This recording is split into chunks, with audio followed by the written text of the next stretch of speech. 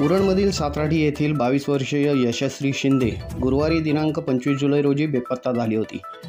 याबाबत उरण पोलीस ठाण्यामध्ये तक्रार देखील दाखल करण्यात आली होती।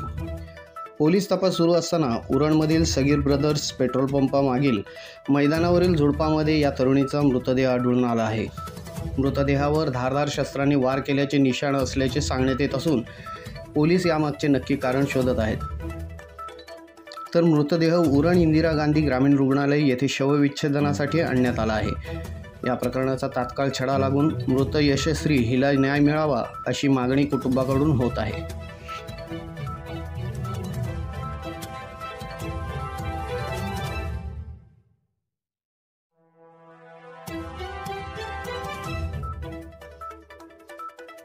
महाराष्ट्रातील सर्व जिल्ह्यातील ताज्या घडामोडी जाणून घेण्यासाठी नवराज्य चॅनलला सबस्क्राईब करा आणि दाबा बेल आयकॉन।